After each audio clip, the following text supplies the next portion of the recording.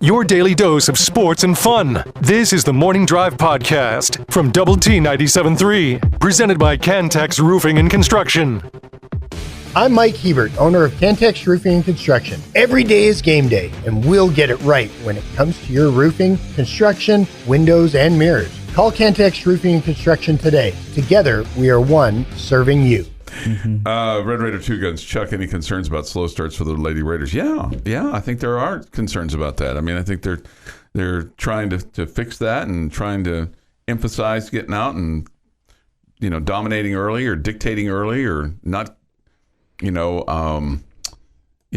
a team kind of come in and get a good start off because, it's going to bite you with not even great teams, but even good teams or even, average teams. So you can't just spot anybody, especially when you get to Big 12 play. It's hard to come back from double-digit deficits. It's just hard. Mm-hmm. So you're going to have to figure it out and see if you can, just get out. And it was a little bit better last night, but then you're immediately down by 9. It's like, well, that's not very good. So you got to. I'll say this about Sam Houston. I mean, those girls. They played hard. I mean, they played hard until the very last second, like it was a one-possession game. Just because in normal circumstances, you got a player that has a chance to get a triple-double. Not the other team is going to let you do that, but there's going to be some opportunities. And, I mean, they were still blocking out and fighting for the ball and crashing the boards and all those things at the end of the game. It was funny. The Sam Houston media information person, the Minister of Information, she came over to us before the start of the game, before we were on the air, and was going to help with some pronunciations, which their roster was extremely easy considering some of the other rosters that we've had. And then she made sure, she goes, and it is Sam Houston. It's not Sam Houston State. I was like... Show me the state of Sam Houston on a map, please. Their university name is Sam Houston State University. I don't know why they're so embarrassed by it. My question still stands. Show me on a map the state of Sam Houston. There is none. So maybe they should just drop the whole thing. So they don't have a name anymore. Just drop. We are the nameless school. Drop the whole state thing out of their university name then too. I don't know. It was just funny to me that she came over. It was like, that's the one thing you're concerned about.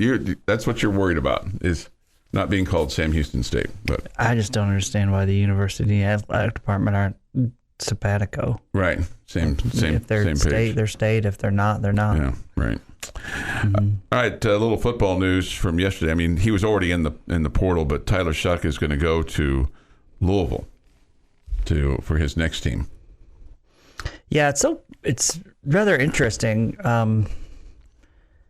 You see the article on ESPN and it feels like, it's written up as, hey, this is a big deal. This is a guy who's, was the MVP of the bowl game over an SEC team last year, and it's written up as such. And he started at Oregon, and he started at Tech, and he won 9 out of his 13 games at Tech. And I guess if you're like somebody on the outside that's not really focusing in on the Red Raiders, you're like, oh man, that's a tough loss. Looks like a loss, yeah. What a great get for Louisville, an experienced quarterback who is going to be playing his 7th year of college football. And but then I don't know. It's kind of like, I can't remember. What was the record when they fired Coach Wells? Weren't we above 500? Yes, we were above 500. Took some criticism. 5-4? 5-3. It seems like maybe it was 5-4. I don't know. Whatever. And we took some criticism from national folks, and you're like, you have no idea what's going on here. Right. You have none, zero ideas. Okay. And so I kind of felt the same way about this one, where it's written like, oh, that's a big blow for Tech, and that's huge for Louisville. And meanwhile, every Red Raider fan is like, I'm not saying that everybody has animosity towards Tyler or anything like that, but every Red Raider fan is like, okay, totally understand. It seemed like it would be better off for him to go somewhere else. Sure. We appreciate what he did here, but it's probably better that he go somewhere else, kind of a feel. And it doesn't feel like, for all of us, like this is a major loss. Mm-hmm. But I think you read the article and you're like, oh man, they kind of make this out to be a big loss for Texas Tech. Yeah, it's on the front page of their website. Shough leaves Tech for Louisville. But I agree with you. It's just odd, and he's a solid quarterback and might have a good run there at Louisville for his 7th year of college football. I wish him nothing but luck. Sure, no question. But I mean, you're right. It's like, okay, hey, it was not going to happen here, so it is what it is, and we've all moved on, and there's nothing to see. But I am telling you, we talked about if you had your chance to pick any player in the portal as far as what position group or whatever, if you had a chance to pick 2 or 3, I did not want to go into next season with such an inexperienced quarterback as your backup. We've dealt with too many quarterback injuries that have, just completely derailed a good season. So I hope that Coach McGuire and company feel like that a veteran backup is something that we could, whether that's, somebody coming from another Power 5 or whether that's somebody coming from a group of 5 that we feel like is a quality quarterback. Mm-hmm. I just think you need some experience behind Baron Morton. Right. It's because history tells you that's just not gonna go well. You were 5-3 when Wells was fired, because opened with a win over Stephen F. Austin, then Florida International, lost to Texas, got killed by Texas, and then beat West Virginia, lost to TCU, and then beat Kansas, and then of course lost the K-State game 25-24. It's funny because a lot was made of your loss to Texas this year, which is fine, but that year of that Wells was hard. Fine. Well, you know what I'm saying. It's fine. It's fair for the criticism, but that Texas score in 2021 was 70-35. That's less than 50. That's a 35-point separation. I know, but you gave up 70, but doesn't make it any better. Yeah, I'm not sure what your point is here. No, it was just. Okay, it was really bad. And guess what happened to the coach? He got fired. Yeah, he got fired. I'm not suggesting this one be fired, but right. I'm also not suggesting that Red Raider fans shouldn't be pretty angry. Yeah, right. No, yeah, that's over that game. Yeah. Somebody says this about Shough: he can get roses again on Senior Day. It's great. Another football. Have at it. This is the Morning Drive Podcast from Double T 97.3, presented by Cantex Roofing and Construction. With Jamie Lent and Jeff McGuire, I'm Chuck Heinz. All right, a couple things from the Yates Flooring Center chat line. So is Coach McGuire still officiating Tyler Shough's wedding? I wondered about that too. Don't know. And on all the players leaving in the portal, do y'all think it was the players' decision to leave or the coaches? That's a good question. Are we talking football? Yeah. I assume that there's a little bit of both and all of that. Mm-hmm. And I would tell you, I would expect that to be that way for every program on every campus. Mm-hmm. Yeah. Right? Absolutely. Because of people that you're bringing in, and you might just say, hey, you guys have not developed how we thought you were going to develop, and we don't have room for you.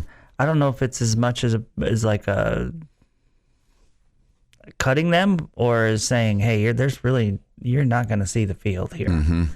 We think it would be a lot better for you. So you kind of coerce them to leave, but you're really telling them there's not a spot for you to play here. We don't have a desk for you. I wonder how that goes. Seriously, I wonder how that goes, because with some people it's easy, right? Because they might be a cancer in the locker room. They might just be a negative Nancy, and they might just be one of these guys that's just like, hey, he's not the best dude, and he's not good for our locker room, and he's not performing, so we're just going to off with his head, right?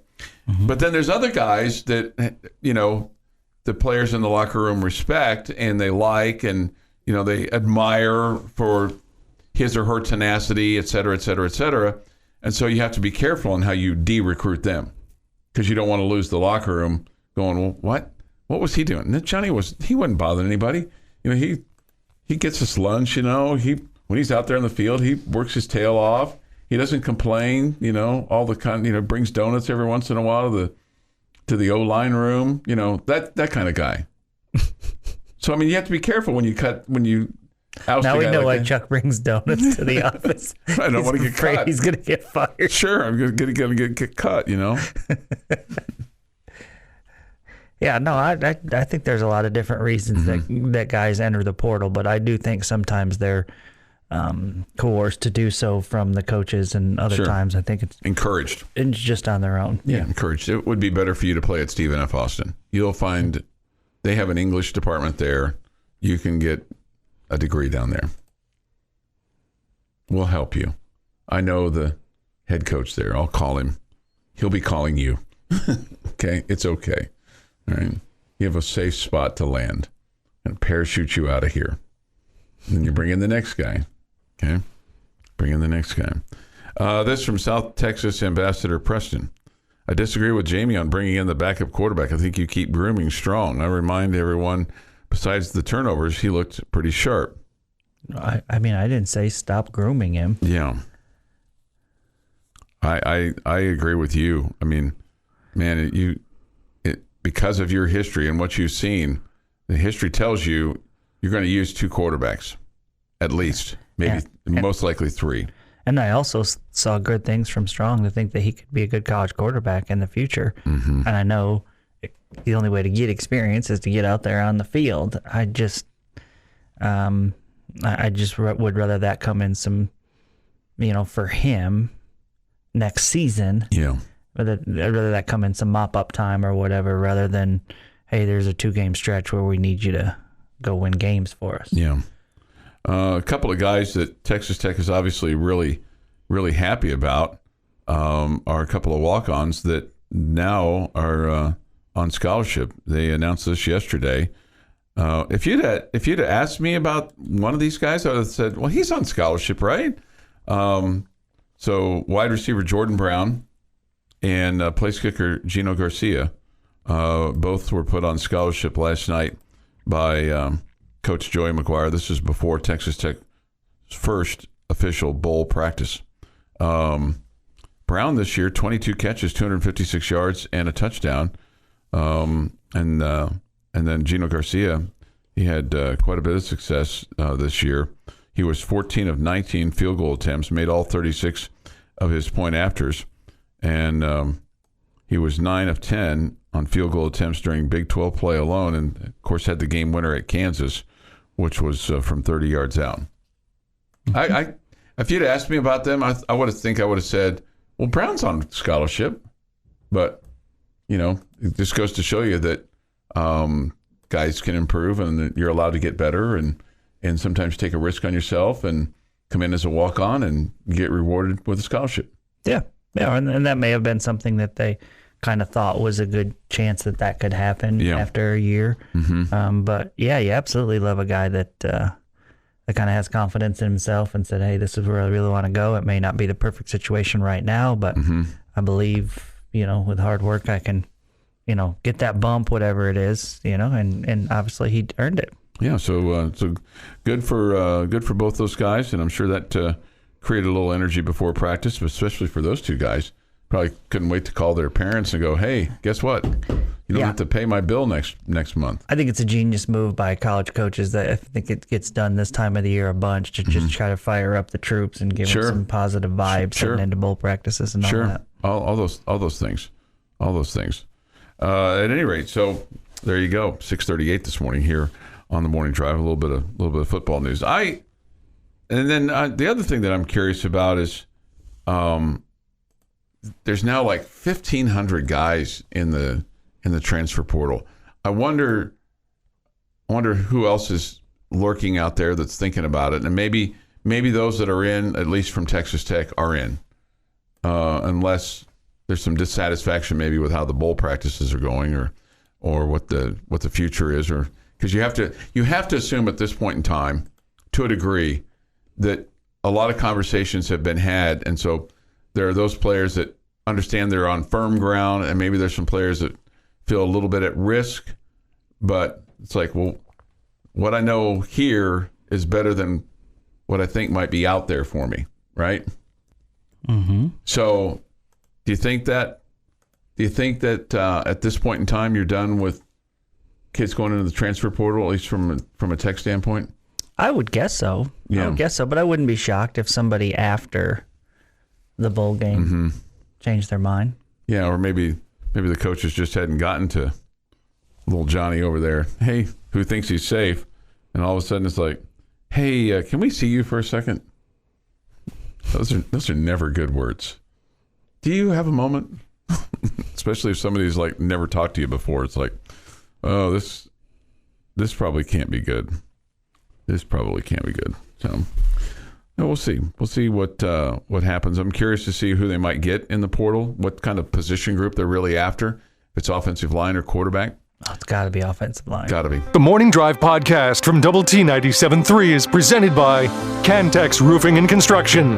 Jeff McGuire and Jamie Lent. I'm Chuck Heinz. We'll have Texas Tech basketball on the air for you. We have a smart audience that's highly researched. Somebody off the Yates Flooring Center chat line alerts us to this, which I should have known this. I should have looked this up.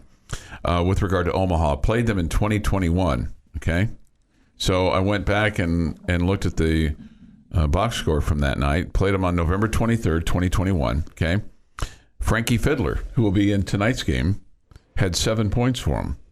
He was 0 for 3, 3 of 8 from the free throw line, went 2 of 6. Okay, so that's the one big name that kind of stands out tonight. I'm now curious to see how Frankie Fiddler does tonight. I'm sure people have whistled Fiddler on the Roof to him more than once or twice. Yeah. Yeah. Don't you think? I would guess so. I would imagine he's probably whistled it a couple of times himself, too. Sure. Yeah. Especially after getting that NIL check. Yeah. If I were a rich man. Right, if I were a rich man. Well, Hacks and Level will only be able to say Fiddler on the floor and not Fiddler on the roof. I like that. Okay, so... Chuck, didn't you do a Red Raider basketball game with Mark? They were the play-by-play guys for the other team couldn't make it in, and they asked you guys to do it. Am I remembering that correctly? I did a Troy basketball game. Troy? But that was Billy Gillespie's first game. I did it for Troy, and Mark did it for the Red Raiders because the guys were in football. But that was a long time ago. This was a couple, maybe 3 years ago or so. That we might have done a men's game together. Yeah, you guys did a men's game, but you did the opposing call. No. That's Mark. And you Mark were pumped because you got to announce the Red Raiders because you always do the opposing team. Oh, man, you got a better memory than I do.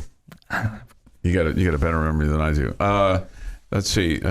TJ Shannon had 18 points in that game. That's 15 less than he had last night. Yeah, Adonis Arms had 10 points in that game. Daniel Bacho had 6 points in that game. Let's see here. I'm just looking to see if there's anybody else that is still playing. That's about it. Yeah. What did he have last night? What did Shannon have last night? 33. 33. Mm-hmm. And you could use him, couldn't you? You could use a guy who can fill it up like that. Yeah, sure. Yeah.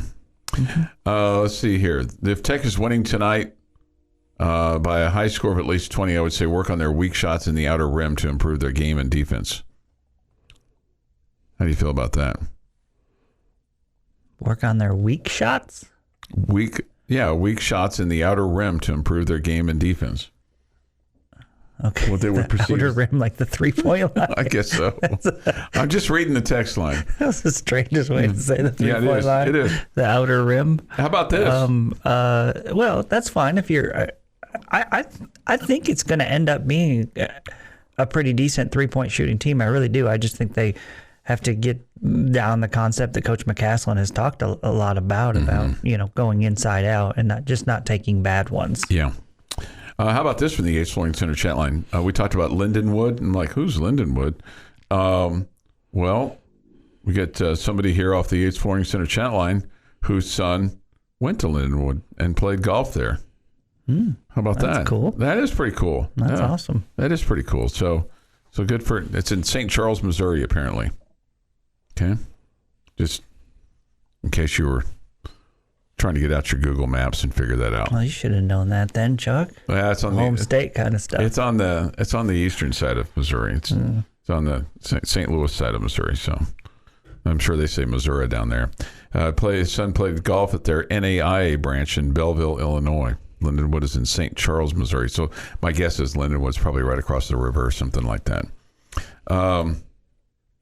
Somebody just also brings up, did y'all see the stat line from Shannon last night? Is he a ball hog?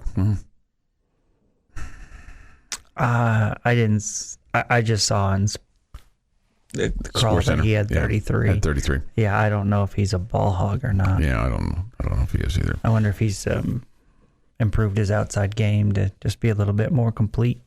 Yeah. But he was a guy that definitely could slash and get to the rim a bunch.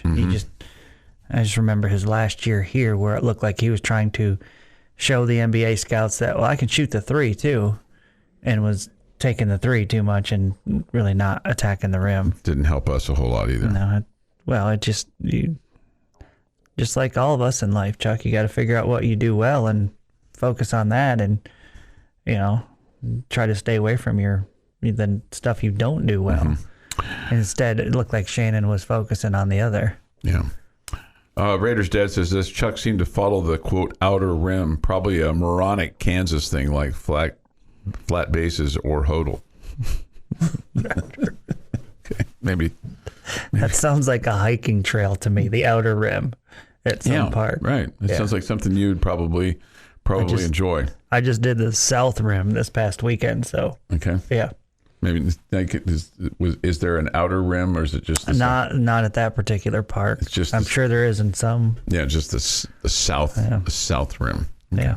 All right, so we'll have Tech basketball on the air for you tonight at 6. The tip at 7:00 tonight from United Supermarkets Arena here on Double T 97.3. High school fan zone tonight on 100.7 The Score. We'll have coaches from Friendship, Cooper, and Liberty in to visit tonight with Garrett Luft, who is not pursuing his doctorate. I asked him about that when here during football season, if he was going to pursue his doctorate, and he said no. I was a little disappointed in him for that because Dr. Luft sounds so official. He just seems like a doctor. Yeah, right. He does. I mean, he is the maturest 30-something-year-old you'll ever meet. I mean, I think he was born an adult. Oh, really? I think he was born an adult. Yeah. Okay. Cowboy Crosstalk tonight at 7 as well on 100.7 The Score. A couple of other guys have entered the transfer portal for Texas Tech. A punter that you've probably never heard of, Brooke Honore. He is from Manville. He's spent the last couple of years as a walk-on.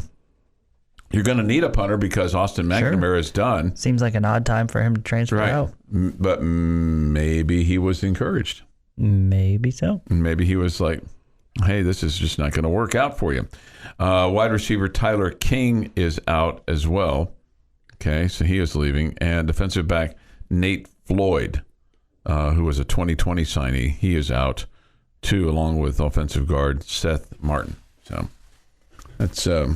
that's in addition to the other names that you already know about. Your daily dose of sports and fun. This is the Morning Drive Podcast from Double T 97.3, presented by Cantex Roofing and Construction. Time now for Jamie's question of the day on Lubbock Sports Station, Double T 97.3. All right, Chuck, Jeff, and our fine listening audience. Have you ever had your boss come into the office and say, hey, moving forward, I think we should, whatever. It's a trap. Sure, yeah. I'm not answering this question. Okay. Yeah. So it seems a dangerous question for Jeff and I to answer. Okay, I want you guys to put your Kirby Hocut hats on. Okay. This one is wide open. All right. And you're coming into Joey McGuire's office. Mm-hmm. And you're telling Joey McGuire, this is, again, wide open. Hey, moving forward, I think we should fill in the blank. This can even be something that Joey McGuire has already said.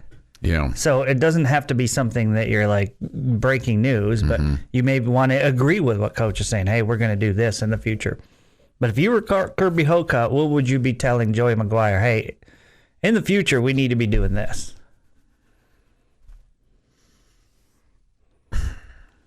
In the future.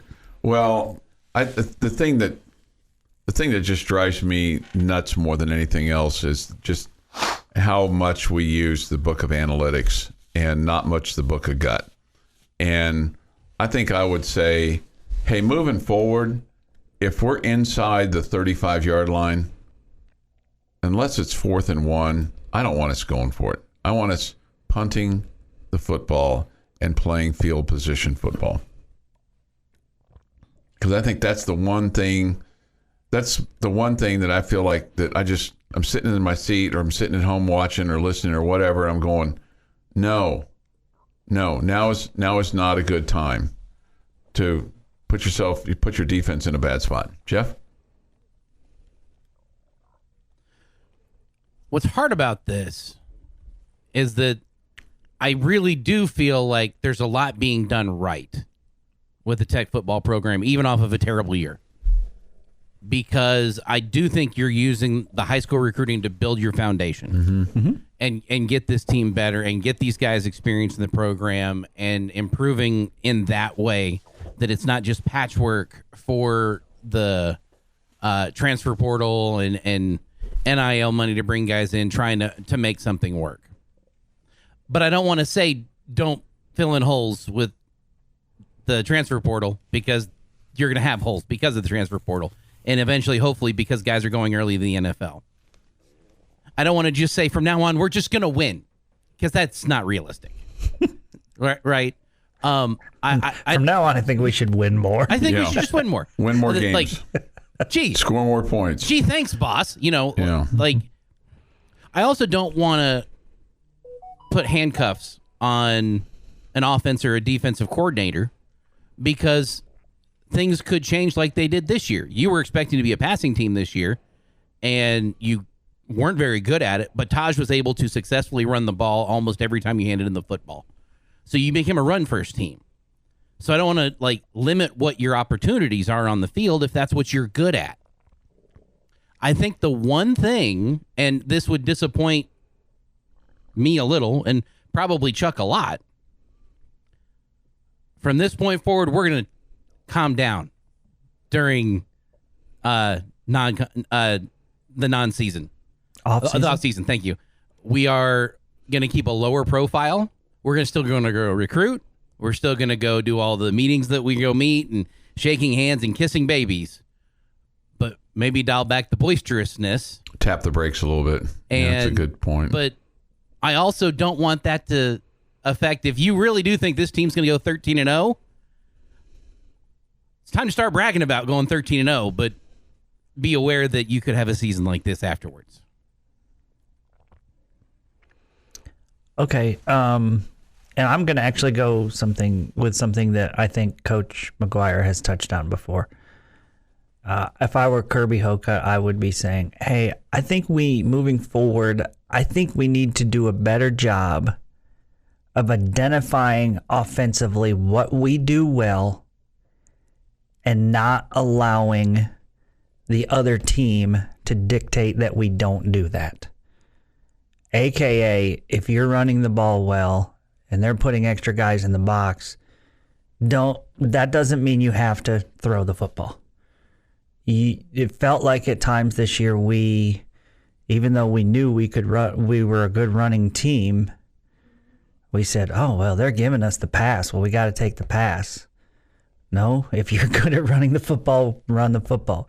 I felt like it took us too long this year to figure out that our strength was running the football. Yeah, and he has said that one of the things they want to do a better job of in fall camp is identifying who they are offensively. Okay, so like when I said before I said that Joey McGuire has talked about this already. Mm-hmm. Yeah, that's what I meant. Yeah. Okay, so I know that Coach McGuire has talked about that. I think that's something that was a bit of a misstep this year. Just kind of being, figuring out who you are, kind of owning that and saying, hey, this is what we're going to do. And teams know that we're going to do that, and we don't care. Okay? I'm not saying that you consistently bang your head up against a wall, but you're saying, hey, they know we're a good running team, and we're going to run it. Okay? I mean, that's just what we do. We're not going to run away from what we do well. I feel like that was a misstep this year.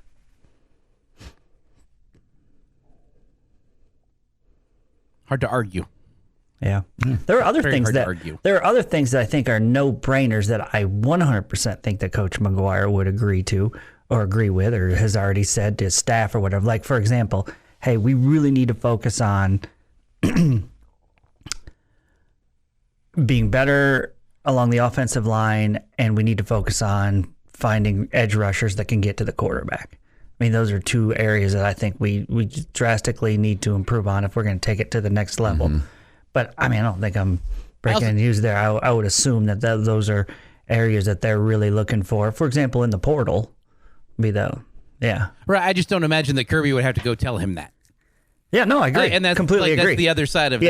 Completely I'm trying agree. to figure out what Kirby would need to go have that conversation about. Hey, how many times does your boss come to you and say, hey, moving forward, let's do this? And you're like, yeah, we're already doing that. I'm not answering that. No. Yeah, well. Or My boss has never asked me to do something we were already doing before. 7:39 this morning here on the morning drive. Washed Up Guy says, to be specific, when you talk about using your gut feeling, you're really talking about using your experience to make decisions. Yeah, I agree with that. This is the Morning Drive Podcast from Double T 97.3, presented by Cantex Roofing and Construction. So, before I get to this next subject, I do have a quick Ranger question for you. What do you think? What do you think the expectation is going to be for the Ranger fans this next year?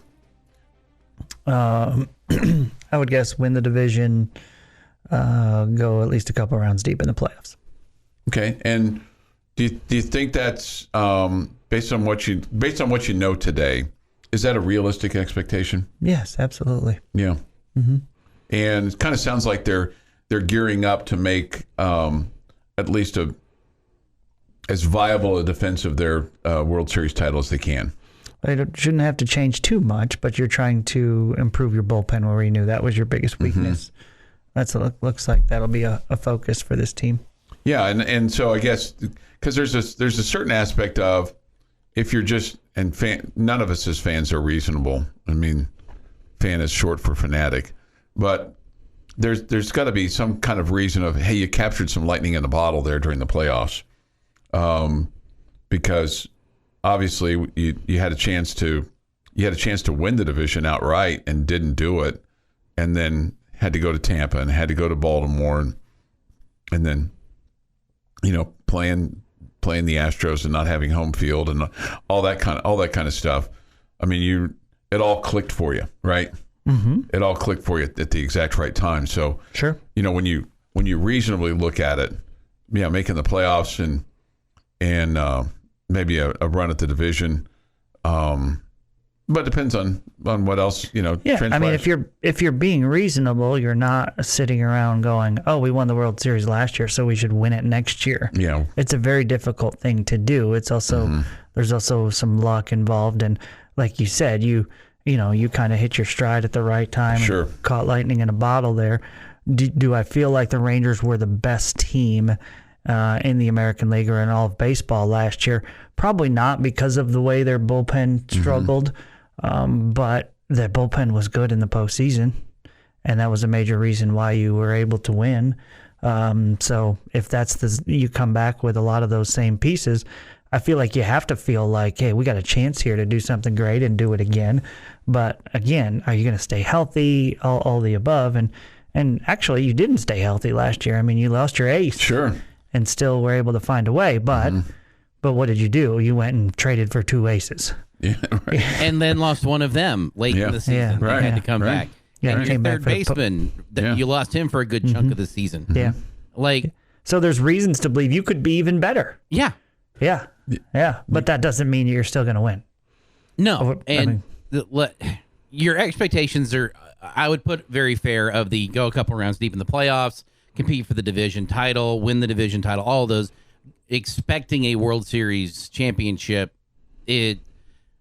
very, very, very few teams in the history of baseball can expect it. Yeah. It's On a year out basis. again, it's clicking at the right time and it's staying healthy and all those things that, you And know, having just a little bit of luck go your way too, that the other team isn't just saying, no, today you don't get to hit the baseball, which can happen in the playoffs. I will also say, though, that this is not a situation where you should expect them to lose. They have got a lot of these guys under contract that were very, very good for you and have continued to be good for you even before last year, especially on the offense. That offense isn't going anywhere. And it should actually take a little step forward because you called a guy up who's now going to be with you all year next year. who was really important. Who was really important in the playoffs. And you've got a bunch of guys in your starting rotation that you will be getting back and a bunch of guys in your starting rotation that will continue to be in your starting rotation that you didn't start with. And, oh, by the way, weren't you like the second hottest team at the start of the season last year behind Tampa Bay? There's so much to look forward to with the Rangers right now that if you're thinking your team can win the World Series, you're not wrong. It's not just because they did it last year. They're a really, really good team.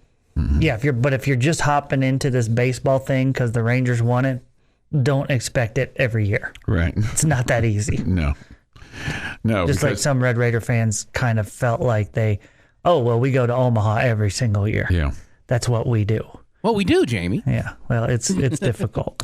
And correct me if I'm wrong here, but the last team to repeat as a champion were the 99 Yankees. The 98 Yankees won, and then the 2000 Yankees won as well. So they went back to back to back.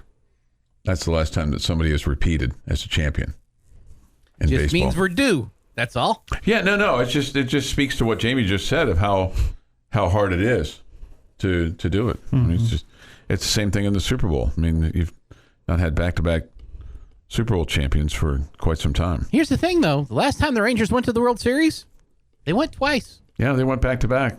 Yeah, 11 and 12. Sure did.